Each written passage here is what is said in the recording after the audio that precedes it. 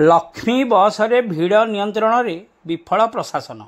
लक्ष्मी बस रे महिला सुरक्षा बंधा पड़ी। विपदपूर्ण अवस्था झुली जाउछंती छात्री और महिला। एक कथा आपण निजे देखिले ही जानीपारे। दर्शक बंधु थरुटे भिडियो पर नजर पकांतु। खंडपड़ा ब्लॉक दे जाउथिबा लक्ष्मी बस गुड़िकरे एभली स्थिति उपजिथिबा बेले परिवहन विभाग किपरि आखि बुझी देछि ए होछि तार नग्न चित्र। दिने नुहे कि दुई दिन नुहे बरं मास मास धरी एभली अभावनीय दृश्य देखा मिलूँ। अन्य पक्षरे भिड़ नियंत्रण रे संपूर्ण विफल होइछि प्रशासन। खंडपड़ा सदर महाकुमारू बलभद्र प्रसाद जाउथिबा बस रे एभली अभावनीय दृश्य देखा मिलूँ। बस रे आवश्यकता ठारू अधिक यात्री परिवहन करा जाउथिबा बेले अत्यंत बेपरुआ ढंगरे लक्ष्मी बस कंडक्टर महिला को बस रे नेउछंती।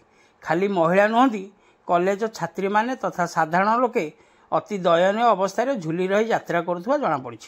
जहाकु नहीं यात्री सुरक्षा बंधा पड़िथिबा विभिन्न महल रे मत प्रकाश पाइछि। आवश्यकता ठारू अधिक यात्री नहीं जाउथिबा लक्ष्मी बस रे अघटन घटिले एथिपाई किए दायी रहिबो एवं एभली परिवहन व्यवस्था रे यात्री दायी ना लक्ष्मी बस कर्तृपक्ष दायी ताकू नहीं एबे प्रश्नवाची सृष्टि होइछि। स्थानीय प्रशासन और जिला प्रशासन ए दिगरे पदक्षेप नेबाकू विभिन्न महलरू दाबी होछि।